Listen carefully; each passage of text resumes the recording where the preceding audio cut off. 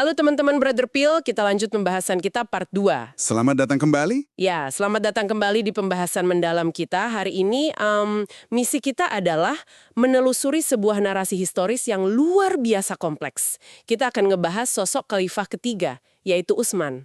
Betul, pokok yang sangat sentral. Kalau kita perhatikan ya, bagi sebagian besar masyarakat, nama beliau nih hampir secara eksklusif selalu disandingkan dengan satu pencapaian besar. Pengumpul dan penyatu Al-Quran. Tepat sekali. Tapi hari ini kita mau membongkar lapisan-lapisan sejarah tersebut. Kita mau melihatnya dari sudut pandang yang dipenuhi dengan intrik, ketegangan politik tingkat tinggi, dan kontroversi yang mematikan. Ya, Dan yang paling penting untuk teman-teman ingat sepanjang diskusi kita ini, semua detail, semua peristiwa, dan kutipan yang akan kita bedah, itu murni berdasarkan buku Islam, The Honest Truth. mari kita mulai dari klaim paling fundamental yang selalu melekat pada nama Utsman, yaitu penyatuan teks. Oke, tradisi populer kan selalu menyebut bahwa Utsman ini adalah sosok yang menyatukan teks suci menjadi apa yang kita kenal sebagai Mushaf Utsman. Pertanyaannya, berdasarkan sumber kita, apakah narasinya semulus itu di lapangan? Teks sejarah justru menyajikan realita yang jauh lebih bergejolak. Berdasarkan buku Islam.The Honest Truth, dijelaskan bahwa sebenarnya tidak ada bukti sejarah yang konkret, Sama sekali nggak ada. tidak ada temuan manuskrip dari era tersebut yang menunjukkan bahwa ia benar-benar berhasil melakukan tugas penyatuan ini secara mutlak. Wow. Bahkan, literatur yang dikaji dalam buku tersebut mencatat bahwa seandainya pun narasi tradisional tentang proyek unifikasi ini kita terima, pada dasarnya itu adalah sebuah proyek yang penuh dengan penolakan keras dari masyarakat. Penolakan ini jadi sangat masuk akal kalau teman-teman ingat kembali konteks dari pembahasan kita di part 1. Iya, soal metode yang digunakan. Benar. Sumber kita dengan sangat jelas mencatat bahwa metode Utsman dalam menangani teks ini adalah dengan membakar versi-versi lain yang sudah beredar luas. Coba teman-teman bayangkan dampak psikologisnya. Membakar teks yang dianggap suci oleh komunitas tentu saja langsung memicu perlawanan yang luar biasa. Publik marah besar. Dan ada satu detail krusial di sini. Utsman sebenarnya bukanlah salah satu dari 4 orang yang secara spesifik dipuji dan direkomendasikan oleh Muhammad karena pengetahuan teks mereka. Oh, jadi dia nggak masuk list rekomendasi utama? Tidak.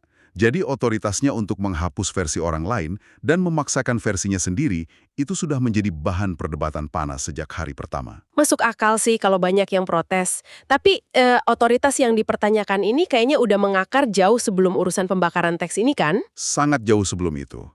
Kalau kita tarik mundur ke tahun 644 Masehi, kita akan melihat bagaimana ia bisa naik ke tampuk kekuasaan. Komite 6 orang itu ya? Betul. Umar, khalifah pendahulunya, saat berada di ranjang kematian, dia membentuk sebuah komite yang terdiri dari 6 elit untuk memilih penerus. Utsman dan Ali ada di dalam komite krusial tersebut. Terus apa syaratnya waktu itu? Syarat utamanya sangat spesifik. Calon penerus harus bersedia memerintah tidak hanya berdasarkan ajaran agama, tetapi juga harus secara ketat mengikuti aturan dan preseden yang telah ditetapkan oleh Abu Bakar dan Umar. Nah, disinilah letak krisis konstitusional pertama yang sangat menentukan arah sejarah mereka. Bagaimana respons Ali? Berdasarkan sumber kita, Ali dengan tegas menolak syarat tersebut. Ali bersikeras bahwa ia hanya akan memerintah berdasarkan aturan Tuhan dan Muhammad. Dia menolak untuk diikat oleh kebijakan-kebijakan politik pendahulunya. Sebuah posisi yang sangat idealis. Sangat idealis. Di sisi lain, Utsman mengambil langkah pragmatis. Ia secara eksplisit setuju untuk mengikuti cara pendahulunya. Karena persetujuan inilah, Utsman akhirnya terpilih menjadi khalifah. Tapi kesepakatan itu justru memicu masalah panjang. Berdasarkan buku Islam The Honest Truth, kesepakatan ini menjadi bibit revolusi. Karena banyak yang merasa Ali lebih berhak. Tepat, ada faksi besar di masyarakat yang masih meyakini bahwa Ali sebagai keluarga terdekat adalah penerus yang sah. Bagi faksi ini, naiknya Utsman hanyalah kelanjutan dari perampasan kekuasaan politik. Dan frustrasi publik terhadap legitimasi ini kemudian diperparah oleh kebijakan administratif Utsman sendiri. Kebijakan yang dianggap sangat kontroversial. Iya, sumber kita secara terang-terangan mencatat transisi yang tajam. Utsman mulai dituduh secara luas melakukan nepotisme dan menyalahgunakan perbendaharaan publik. Dia mulai memusatkan kekuasaan. Benar. Dan yang paling bikin komunitas awal terkejut adalah bagaimana ia mulai menyerahkan posisi-posisi kunci kekaisaran kepada Bani Umayyah. Yang mana mereka adalah musuh-musuh lama pada masa-masa awal pergerakan tersebut. Ironis banget kan, skala dari nepotisme ini bukan sekedar desas-desus biasa loh teman-teman. Ada satu insiden spesifik yang dicatat dengan sangat dramatis oleh sejarawan Ibn Ishaq. Kasus Abdullah bin Sa'ad. Iya, ini benar-benar menggambarkan betapa dalamnya favoritisme ini. Abdullah ini punya rekam jejak yang sangat kelam di mata komunitas, karena ia sebelumnya pernah murtad. Sentimen publik terhadapnya pasti sangat negatif. Sangat. Lalu suatu ketika Abdullah tertangkap, dan Utsman secara pribadi membawa kerabatnya ini menghadap Muhammad untuk memohon pengampunan. Catatan Ibn Ishaq tentang momen di ruangan itu sangat mencekam. Saat Utsman memohon pengampunan, ada seorang pria dari kaum Ansar yang sudah bersiap sedia. Pria ini ngapain? Dia berdiri diam. Tangannya sudah menggenggam erat gagang pedangnya. Ia hanya menunggu satu hal. Sinyal sekecil apapun dari mata sang pemimpin untuk langsung menebas kepala Abdullah. Ia menatap lekat-lekat, menunggu instruksi diam-diam tersebut. Tapi sinyal itu nggak pernah datang kan? Tidak. Uthman terus memohon dan mendesak, hingga akhirnya Muhammad diam dan membiarkan Abdullah pergi dengan selamat. Nah, percakapan setelah mereka keluar ruangan ini yang sangat menarik. Bagaimana percakapannya? Ditanyalah pria Ansar tersebut, kenapa dia nggak menepati sumpahnya untuk membunuh pria itu. Pria Ansar itu menjawab dengan bingung bahwa dia cuma nunggu sinyal mata. Dan responsnya sungguh mendalam. Ya, responsnya adalah memberi sinyal secara sembunyi-sembunyi itu merupakan sebuah pelanggaran kepercayaan.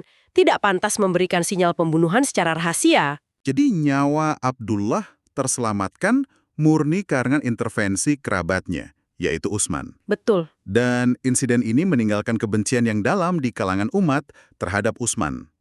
Ia dianggap membela musuh demi hubungan darah. Perlindungan ekstrim terhadap keluarga ini ternyata tidak berhenti pada kasus Abdullah saja. Berdasarkan buku Islam The Honest Truth, kebijakan Utsman merambah ke pemecatan tokoh-tokoh besar. Tokoh yang kompeten disingkirkan. Ya, hanya untuk memberi ruang bagi anggota keluarganya. Contoh yang paling mencolok adalah pemecatan Sa'ad bin Abi Waqqas. Wah, ini tokoh raksasa loh. Sangat besar.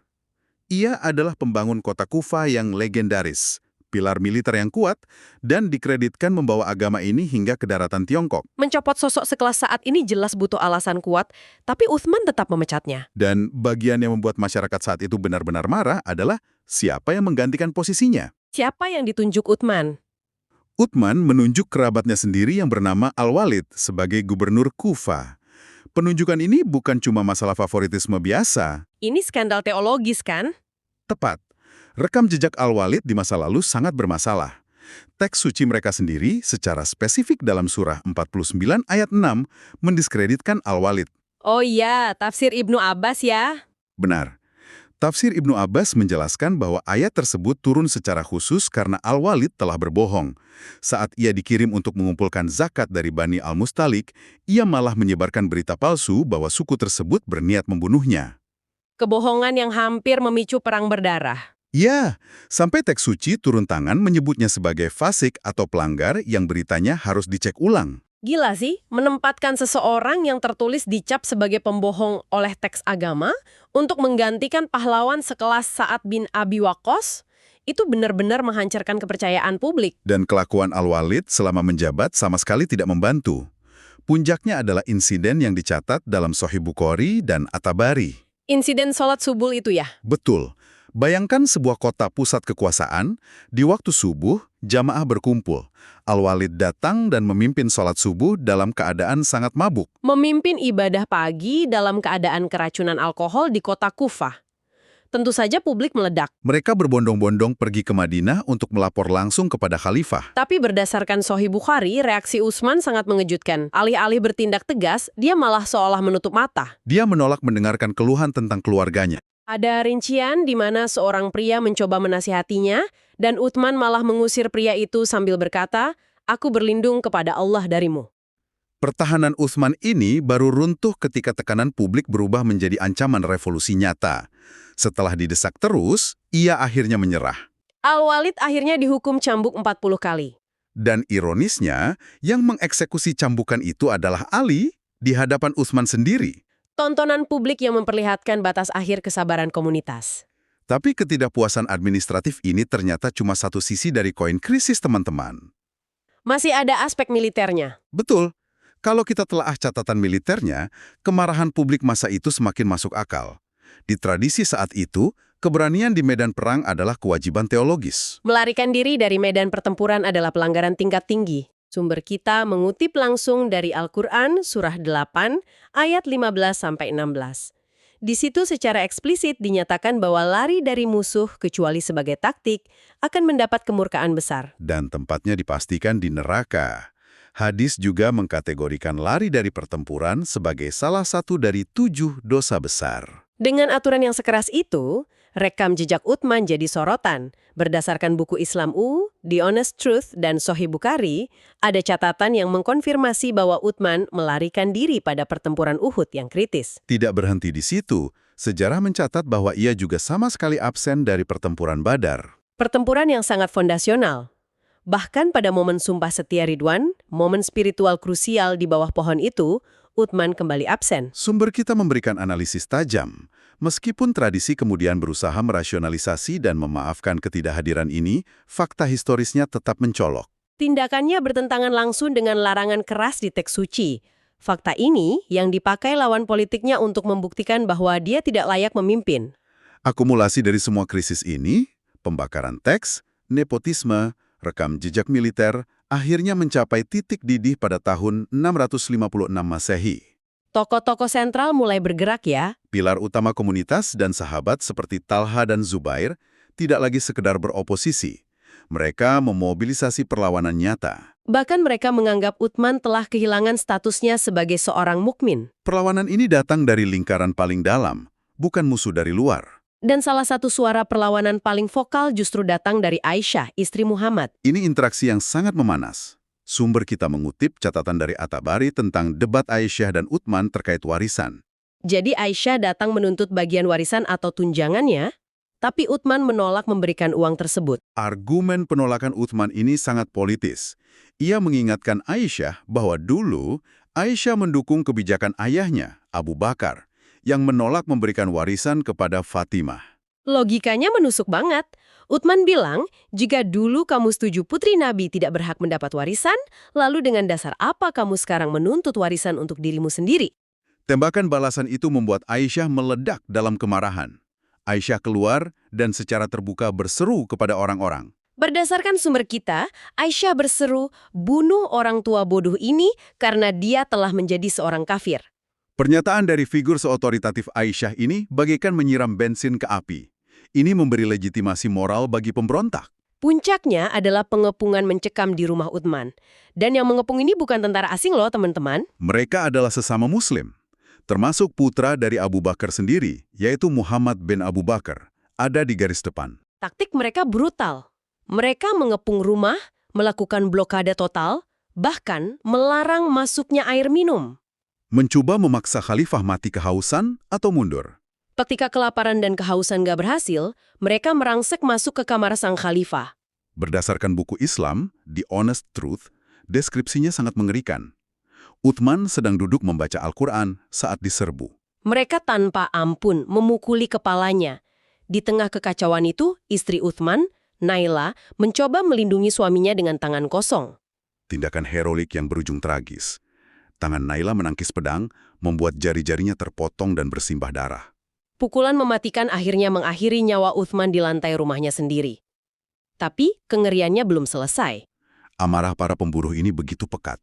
Literatur mencatat, mereka berniat memenggal kepala jenazah Uthman untuk diarak. Gila. Dan niat itu cuma berhasil digagalkan karena istri-istri Uthman menjerit histeris. Naila dan Al-Banin melemparkan diri ke atas mayat suami mereka. Mereka meratap, memukul wajah mereka sendiri, merobek pakaian. Histeria dari para wanita inilah yang menghentikan langkah pembunuh dari memenggal kepala tersebut. Mereka akhirnya beralih menjarah rumah sebelum pergi. At-Tabari merinci siapa saja pembunuh ini. Ada dua faksi utama. Pertama, pengikut Abdullah bin Saba yang fanatik mendukung Ali. Dan yang kedua? Suku Badui, faksi yang secara historis selalu memberontak terhadap otoritas pusat Madinah sejak era Abu Bakar. Benang merahnya? Mereka semua bergerak di bawah panji agama tersebut. Kematian Uthman ini memicu gelombang kejut politik yang luar biasa. Ali akhirnya diangkat menjadi khalifah. Tapi manuver politik selanjutnya penuh dengan kemunafikan sejarah. Maksudnya manuver dari Aisyah dan Muawiyah ya? Betul. Aisyah dan Muawiyah yang sebelumnya sangat memusuhi Utsman tiba-tiba berbalik arah. Mereka menjadikan pembunuhan Utsman sebagai senjata politik. Mereka menuduh Ali sebagai dalang dan memakai ini sebagai alasan untuk perang saudara. Sementara para elit sibuk berperang, nasib jenazah Utsman sendiri sambat memilukan.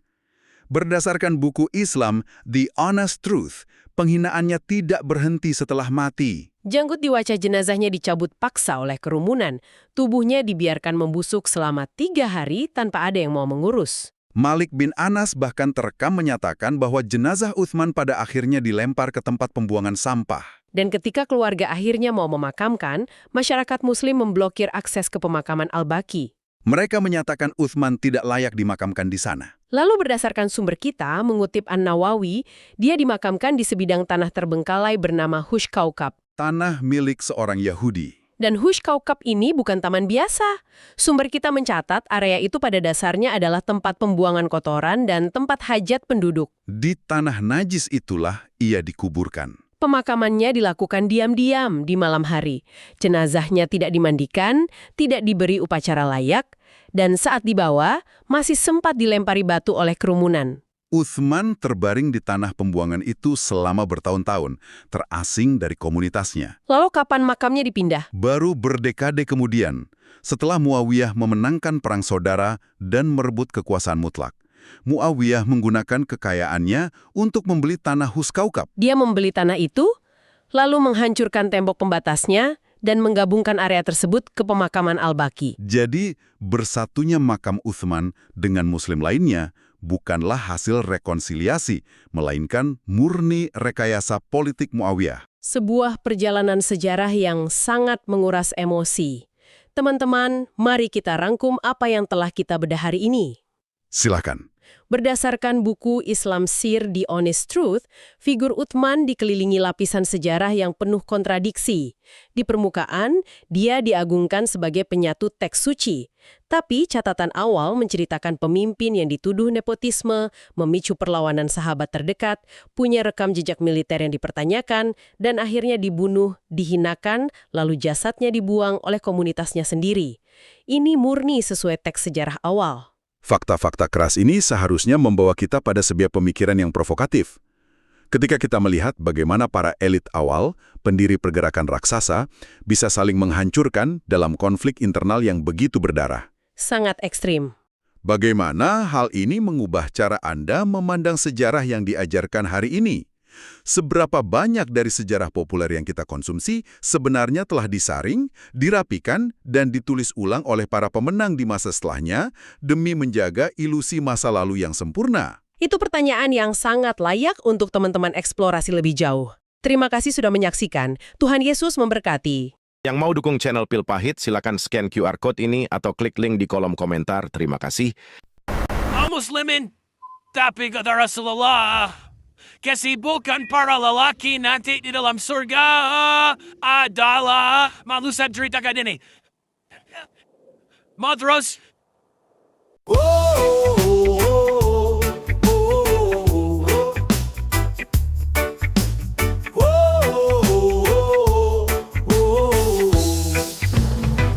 Kaum muslimin kata Rasulullah, kesibukan para lelaki nanti di dalam surga adalah memecah perawan istri-istrinya. Mereka perawan terus dapat perawan, istri selesai dia perawan lagi. Yes.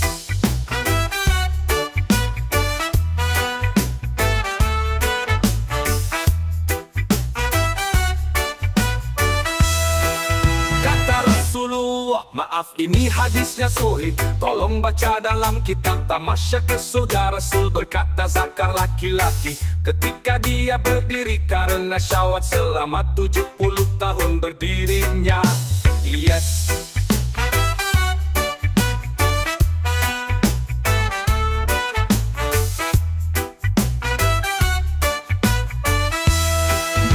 Serius pak, bagusnya ibu-ibu gak ikut dengar ini khusus bapak-bapak.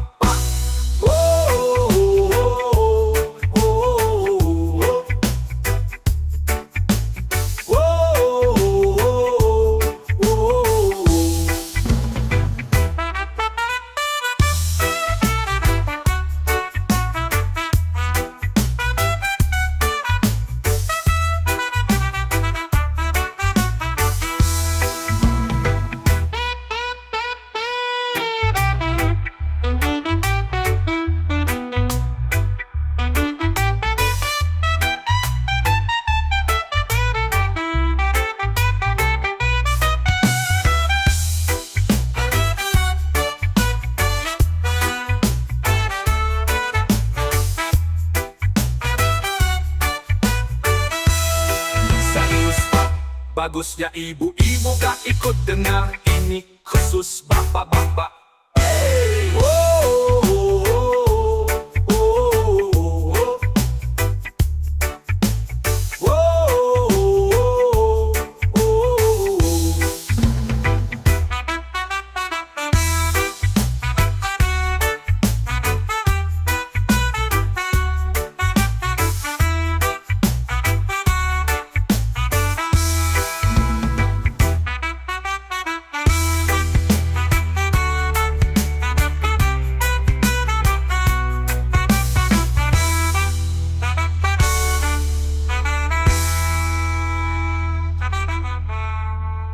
Gitu. Serius pa. Bagus na ibu-ibu may ikut ng pengajian ini. Ni khusus bapak-bapak.